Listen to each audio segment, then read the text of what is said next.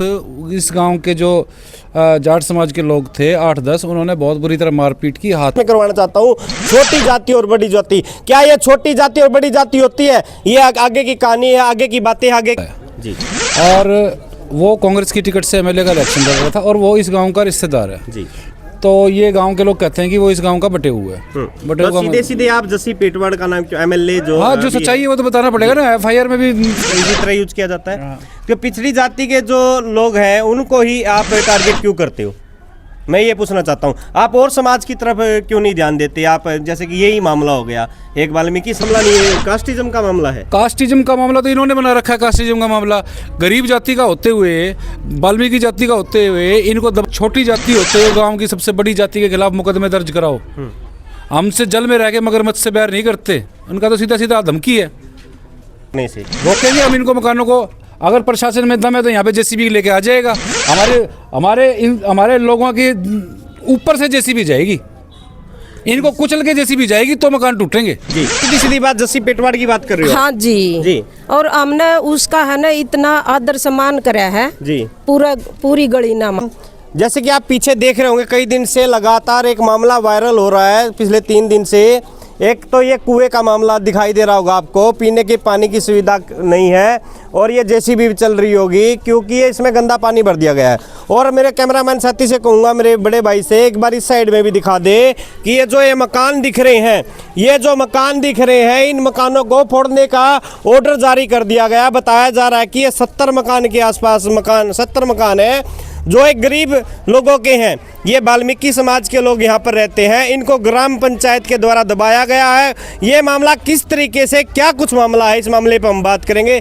बाकी इस मामले को लेकर के यहाँ पर बहुत सारी महिलाएं खड़ी हैं, क्या मामला है? इनको पीने के पानी के लिए भी पाबंदित कर दिया, दुकानें भी बंद कर दी गई हैं कि इनको मतलब कि कहीं से भी एक बिरादरी से दूसरी बिरादरी ने बाइकआउट करने का कार्य किया है। तो आइए इनसे बात करते हैं। हाँ जी, हाँ जी, नमस्कार जी। नमस्कार जी। ठीक हो? हाँ जी। तो क्या कुछ मामला है? आपका गांव बड़ा वायरल हो रहा है, आप लोगों के साथ जो घटना घटित हो रही है वो सारी बातें क्या है? ये जी बच्चों का झगड़ा होया था और ये वोट पड़े थे उस टाइम पे जी। उसके भाई आप नूना चले जाओ ना एक बार, थोड़े ही ओला खोल लो जी, बता दो कोई बात। हाँ, इस साइड में आ जाओ आप। हाँ, बच्चों का झगड़ा होया था जी। उस पर दबाव डाला गया था कि वोट भाई गांव का जमाई उठ रहा है। उससे मतलब सीधी सीधी बात, जस्सी पेटवाड़ की बात कर रही हो? हाँ जी। और हमने उसका है ना इतना आदर सम्मान करा है जी, पूरी गली ना हमारी ने, अपनी बेटी माने है, गली ने या अपने समाज ने?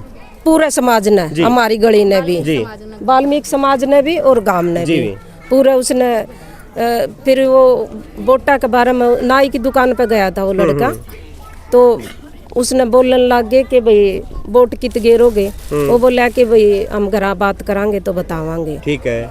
वो बोले कि हमारा बटे उठ रहा है तो वहाँ वोट डालो। कह रहा हम चाचा घर जाके बतावांगे। कह रहा लात इसी मारूंगा, शीशा में सिर लगेगा जाके। ये बात किसने कही? ये जो जाट का था, मतलब एक समाज की बात कर रहे हैं? समाज की बात है, जाट समाज के बारे में इन्होंने कहा जी। हाँ जी जी, बोलिए। और फिर बस उसी से ये झगड़ा चलता आ रहा है। फिर उस लड़के का ज्यादा इन्होंने सिर फोड़ दिया, ज्यादा चोट मारी है, वो मेडिकल में चले गए। फिर वो मुकदमा चालू हो गया, कोर्ट में केस चला गया। ये बोले कि भाई फैसला कर लो, हमारे बड़े बुजुर्ग हैं, गए हैं भी गाम राम है, हम फैसला कर लेंगे। वो हमारे बस में नहीं है जी, वो कोर्ट में जा लिया। ठीक है, अब दबाव में डाल रहे हैं कि अब तुम्हारे मकान तोड़े जाओगे। अब आपके मकान तोड़े जाएंगे? हाँ, ये मकान कितने साल पहले के हैं? ये देखो जी 150 साल पुराने मकान हैं जी, और इनका भी नोटिस आ रहे हैं। इनके भी नोटिस आ रहे हैं? हाँ जी। मेरे देखिए सामने ये मकान भी इतने जर्जर दिखाई दे रहे हैं, 150 साल के आसपास तो होंगे। तो मतलब आप सुनने में आया कि आपको पानी के लिए, गांव में खाने पीने के लिए, दूध वाले के लिए कैसे बंद कर दिया? हमारा जी इन्होंने दूध पानी, लासी पानी, खेत क्यार में सारा आना जाना बंद कर दिया था। फिर हमने, हमारी ये दुकान थी, इसी से अपना थैली का दूध लेते हैं, दूध लस्सी जो भी चाहिए इसी से लेते थे जी। और मैम है हमारा, थोड़ा 40 रुपए लगते हैं किराए पे, वहाँ भी जाके मैम से भाई इन लोगों को मैम से जाकर के सामान लेके आना पड़ता है, जिसमें 40-50 रुपए इनका किराया लग जाता है। गांव की दुकानों में इनको सामान नहीं मिल रहा, इनका कहें कि मतलब बहिष्कार करना, एक तरह से कहें तो इस समाज का, इस गांव के लोगों का बहिष्कार कर दिया गया एक जाति के द्वारा, ये बात इन लोगों का कहना है। तो एक बहन थी यहाँ पे और भाई भी खड़े हैं, इनसे भी पता करते हैं क्या मामला है, क्या बातें हैं। एक समाज के ये हमारी वाल्मीकि चौपाली है, ये हमारी वाल्मीकि चौपाल है, यहीं पे सारा भाई पूरा परिवार खड़ा हुआ है। जी भाई साहब राम राम। राम। क्या कुछ बातें निकल के आ रही हैं कि आपका बहिष्कार कर दिया गया है और आप यहाँ पे मौके पे कंसल जी भी आए हो, क्या बातें होंगी ऐसी? बात है श्रीमान जी, ये चुनाव का मामला था। चुनाव के दौरान दो बच्चों का झगड़ा हुआ था, उस झगड़े के कारण मतलब ये सारा सिलसिला हुआ है, ठीक है ना। हाँ, तो अब क्या मोड़ ले लिया ये तो माता अब अब ये मोड़ ले लिया कि मतलब जैसे समझौता नहीं होया, समझौता न होने के कारण मतलब फिर इन्होंने हमारे मकानों के नोटिस जारी कर दिए, ठीक है। अब वो कह रहे हैं कि तुम्हारे सभी मकान अवैध हैं, तालाब की जमीन में, और ये सारे तड़वाए जाएंगे, जबकि हमारे मकान 70, 80 साल पुराने भी हैं इनमें, ठीक है। हाँ, तो ये सर, और हमारे मकानों पर मकान नंबर भी है और मीटर नंबर भी है, लाइट भी है सर, बिल्कुल आप बैक साइड में देख सकते हो, ठीक है ना। तो ये क्या कह रहे थे आप? बिजली पानी सब सुविधाएं हैं, सब सुविधाएं बिल्कुल। और आप क्या मतलब यहाँ टैक्स भरते हो जो ग्राम पंचायत की तरफ? जी, चूल्हा टैक्स भरते हैं, सब कुछ भरते हो, बिल्कुल। भी टैक्स, एक बात कही जाती है, जहाँ पे टैक्स भर दिया जाता है वो जमीन उस मालिक की हो जाती है। और मौके पर रजत कंसल एडवोकेट हैं जो इस ऐसे मामलों में सक्रिय रहते हैं, वो भी यहाँ पर मौके पे पहुंचे हुए हैं। आइए उनसे भी बात करते हैं कि उनका यहाँ इस मदनहेड़ी गांव के अंदर ऐसा क्या मामला है, क्या बात है, इनको यहाँ पे पहुंचना पड़ा। हजरत जी हमारे साथ जुड़े हुए हैं। नमस्कार सर। नमस्कार साहब। ठीक है सर, क्या हुआ? चलो कोई बात नहीं, बता देंगे वो बात की बातें हैं, वो करेंगे बाद में। तो हजरत जी ऐसे मतलब कि है मदनहेड़ी गांव में आपका आना हुआ, क्या मामला है, क्या बात है, आपको ही क्यों आना पड़ा? क्योंकि मैं जहाँ तक भी, मैंने आपसे मिलना तो पहली बार हुआ है, जहाँ तक भी देखता हूँ ऐसे मामलों में आप सक्रिय रहते हैं। देखिए सर, यहाँ पर पिछले विधानसभा चुनावों के दौरान उससे जस्ट पहले जो नारनौंद विधानसभा क्षेत्र है उसमें जो कांग्रेस का उम्मीदवार था वो एक जस्सी नाम का लड़का है जी, और वो कांग्रेस की टिकट से एमएलए का इलेक्शन लड़ रहा था और वो इस गांव का रिश्तेदार है जी। तो ये गांव के लोग कहते हैं कि वो इस गांव का बटे हुआ है। बटे तो सीधे सीधे आप जस्सी पेटवाड़ का नाम क्यों? एमएलए जो, हाँ, जो सच्चाई है वो तो बताना पड़ेगा ना, एफआईआर में भी ये वर्जन आया हुआ है। मैं कोई अपनी तरफ से मन में एक एडवोकेट होते हुए घुमा के बातें कर रहे हो। नहीं, इस डायरेक्ट मैं नाम ले रहा हूँ, मैं कहाँ वो कर रहा हूँ। वो जो एमएलए कैंडिडेट था वो यहाँ का बटेऊ था और गांव के जाटों ने वाल्मीकि लड़के को ये कहा कि इसको वोट डालना है तेरे को।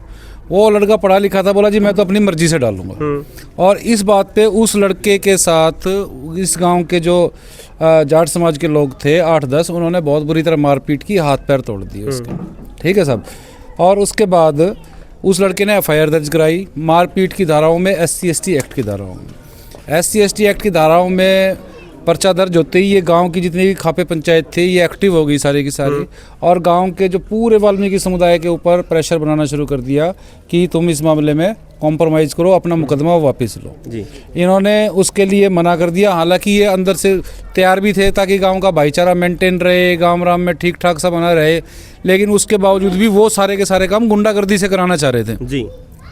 तो इन्होंने वो मुकदमा वापस नहीं लिया। तो गांव में खाप पंचायत 3 बार खाप पंचायतें हुई इस गांव में, 3 बार, हाँ 3 बार पंचायतें उस मुकदमे को लेकर, और अल्टीमेटली इन लोगों का सोशल बॉयकॉट कर दिया उन लोगों ने जी। सोशल बॉयकॉट का मतलब है इनको गांव का कोई दुकानदार किसी भी तरह का कोई सामान नहीं देगा, कोई डॉक्टर इलाज नहीं करेगा, नाई बाल नहीं काटेगा, मतलब टोटली बाइकॉट।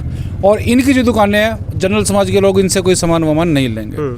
तो इनका बॉयकॉट चल रहा था। बॉयकॉट के बावजूद भी इन लोगों ने थोड़ा सा नरम रुख दिखाते हुए अपनी तरफ से एफआईआर दर्ज नहीं कराई, लेकिन इन्होंने वो मुकदमा वापस नहीं लिया जो SC/ST एक्ट में था। इन्होंने कहा कि कोर्ट जो करेगी ठीक करेगी। तो ये किस कोर्ट के द्वारा मतलब कि डिसीजन लिया कि इन लोगों के घर फोड़ दिए जाएं? तो मैं आ रहा हूँ उस मुद्दे पे जी। तो जब इन्होंने मुकदमा वापस नहीं लिया तो इन्होंने SDM के पास पावर होती है इस मामले में, सब डिविजनल मजिस्ट्रेट जो होता है, उपमंडल अधिकारी जो एक HCS लेवल का अधिकारी होता है, उसके पास पावर होती है कि वो जो गांव में जो एनक्रोचमेंट होती है, अवैध अतिक्रमण होता है, उसको वो हटाने के ऑर्डर कर सकता है जी। तो अब इनको ये कह दिया गया रातों रात केवल इसी रंजिश को लेके कि इन्होंने SC/ST एक्ट में समझौता नहीं किया तो इनके मकान तोड़वाएंगे। इनको ये कह दिया गया कि ये चौपाल जिसमें हम खड़े हैं और वो मकानों पे पीले पीले निशान लगे, कितने बड़े बड़े आलीशान मकान बनाए हुए हैं। और ये इनका कहना है कि पिछले 100 150 सालों से मकान बने हुए हैं। अब एकदम उस मुकदमे के चलते वो मकान रातों रात अवैध हो गए, अतिक्रमण हो गया उनमें। तो एसडीएम ने नोटिस इन गांव वालों के खाप पंचायतों के प्रेशर में नोटिस निकाले और उस नोटिस निकाल के इनको कह दिया मकान तोड़वाओ। जिसको ये कहते हैं ना कि कोर्ट के ऑर्डर है, एसडीएम की कोर्ट कोई कोर्ट थोड़ी होती है। एसडीएम तो एक प्रशासनिक अधिकारी के तौर पे अपने वो जारी कर रहा है। तो ये जो जिनको ये अवैध बता रहे हैं, आप देख रहे हैं कि यहाँ पे एक बोर्ड लगा हुआ है और चौधरी देवीलाल तत्कालीन मुख्यमंत्री हरियाणा ने इसका उद्घाटन किया हुआ है चौपाल का। ये पक्की रोड बनी हुई है, बिजली के खंभे लगे हुए हैं, बिजली की सुविधा है, ट्रांसफार्मर लगे हुए हैं, मकानों में बिजली के मीटर लगे हुए हैं, पानी के मीटर लगे हुए हैं, हर चीज़ की सप्लाई है यहाँ पर। क्या अवैध कॉलोनियों में इस तरह की सप्लाई की जाती है? नहीं। तो इसका तो सीधा सीधा मतलब ये है कि बार रंजिश इन लोगों को टारगेट किया जा रहा है कि तुम्हारी हिम्मत कैसे हुई सबसे छोटी जाति होते हुए गांव की सबसे बड़ी जाति के खिलाफ मुकदमे दर्ज कराओ। हमसे जल में रह के मगरमच्छ से बैर नहीं करते। उनका तो सीधा सीधा धमकी है, तुम्हारा सामाजिक बहिष्कार कर दिया, अब तुम्हारे मकान भी तुलवाएंगे। रजत दी, एक बात, चलो आपकी बात जायज़ है, जहाँ पर कि ये सारी सुविधाएं मिल जाती है, टैक्स भी भरा जाता है, तो उन चीज़ों के ऊपर वो नहीं बनता कि उनका मालिकाना हक हो जाता है। रजत कंसल एक ही, मतलब अगर हम बात करें पिछड़ी जाति जो कहते हैं, मैं गलत तो नहीं कह रहा, इसी तरह यूज किया जाता है कि पिछड़ी जाति के जो लोग हैं उनको ही आप टारगेट क्यों करते हो? मैं ये पूछना चाहता हूँ, आप और समाज की तरफ क्यों नहीं ध्यान देते? आप जैसे कि यही मामला हो गया, एक वाल्मीकि समाज के साथ ये मामला होगा, एक ये आपने जो वर्ड जो यूज किए गए हैं वो एक जाट समाज के लिए यूज किए गए हैं, तो आप इस एक पंचायती तौर पे क्यों नहीं यूज कर रहे उस बात को? भाई साहब एक बात बताओ, अगर ये जाट समाज के लोग बाइकाट कर रहे हैं तो मैं बामणों का नाम कैसे ले दूं? मैं पंजाबियों का नाम कैसे ले दूं? मैं सरदारों का नाम कैसे ले दूं? ये पंचायत का मामला नहीं है, कास्टिज्म का मामला है। कास्टिज्म का मामला तो इन्होंने बना रखा है। कास्टिज्म का मामला गरीब जाति का होते हुए, वाल्मीकि जाति का होते हुए इनको दबाने की कोशिश की जा रही है, इनको मारा, इनके सर भी फोड़े जा रहे हैं, इनका सामाजिक बहिष्कार भी किया जा रहा है और इनके अब कहते मकान भी तुलवाएंगे। जातिवाद तो वो लोग फैला रहे हैं जी। तो बेटियों को हमने अभी याद आए थे, आप भी यहाँ पे जब इंटरव्यू दे रहे थे, आप बता रहे थे कि बेटियों ने 5-10 किलोमीटर दूर जा करके पानी लेके आना पड़ता है, ऐसा कुछ सत्य है? सत्य आपके सामने ही लेके आई हैं अभी वो जी। और लड़के मोटरसाइकिलों में मैंने जाते देखे, वो उनसे पूछा सामन गांव से पानी लेने के लिए गए हुए हैं। यहाँ तो पानी की सप्लाई है नहीं। सिंगवा गांव से कोई पानी के कैंपर सप्लाई करने आता था, उनको भी यहाँ की पंचायत ने रोक दिया कि दलित बस्ती में पानी की सप्लाई नहीं करोगे जी। तो इनको क्या जिंदा मारने का इरादा है? इन लोगों को पैसा मारने का इरादा है, भूखा मारने का इरादा है? क्या इरादा है इन लोगों का जी? तो आपका ये राजनीतिक षड्यंत्र लग रहा है या एक जाति षड्यंत्र लग रहा है? जैसे कि आपने सबसे पहले गाँव वाले लोगों ने भी, जो हमारा भाईचारा यहाँ पे पूरे भारत में जातीय षड्यंत्र चल रहा है। बड़ी जातियां छोटी जातियों को दबाने का काम कर रही हैं। इसमें राजनीतिक लोग भी शामिल हैं, चाहे वो कहीं का एमएलए हो, इसमें अधिकारी भी शामिल है, पुलिस भी शामिल है। और ये गठबंधन है, गैंग है, जिसमें अधिकारी भी शामिल है, पुलिस भी शामिल है, राजनीतिक लोग भी शामिल है। और ये आज से 200 साल पहले जो एससी समाज की हालत थी, उनको वापस उस हालत में ले जाना चाहते हैं।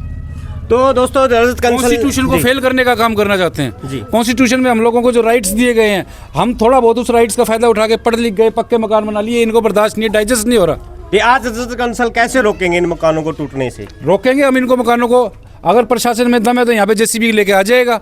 हमारे लोगों के ऊपर से जेसीबी जाएगी, इनको कुचल के जेसीबी जाएगी तो मकान टूटेंगे जी। रज कंसल जी ने कहा है कि मेरे ऊपर से, हमारे लोगों के ऊपर से जब जेसीबी चलेगी, जब जाके ये मकान फूटेंगे। तो देखते हैं आगे क्या होगा, कैसे होगा, ये सारी बातें। और रज कंसल ने एक बात कही है, मैं आपको नोटिस में करवाना चाहता हूँ, छोटी जाति और बड़ी जाति, क्या ये छोटी जाति और बड़ी जाति होती है? ये आगे की कहानी है, आगे की बातें, आगे क्या होगा। तो फिर मिलते हैं इसी में। आप देख रहे होंगे कि इन मकानों के ऊपर एक पीले कलर का निशान लगा दिया गया है। जिन मकानों के ऊपर पीले कलर का निशान लगा हुआ है, ऐसे इस पे भी लगा हुआ है, हम आगे भी चलते हैं, आगे भी आपको दिखाते हैं। उन मकानों को तोड़ दिया जाएगा। देखिए इस कोने पे भी आकर के आप देखिए, ये देखिए ये कितने मकान बना रखे हैं, कितनी मेहनत से ये मकान बनाए होंगे, ये सब टूट जाएंगे आने वाले समय में। ये सब खत्म हो जाएंगे। और रद्द कंसल जी ने कहा कि इन मकानों को तोड़ने के लिए सबसे पहले हमारे ऊपर से, हमारे लोगों के ऊपर से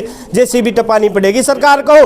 तो देखते हैं ये इस मामले में सरकार जीतती है, भाईचारा जीतता है, या एक जाति के लोग जीतते हैं, या एक राजनीतिक लोग जीतते हैं। तो आगे चलते हैं, क्या रहेगा इस मामले का। नमस्कार।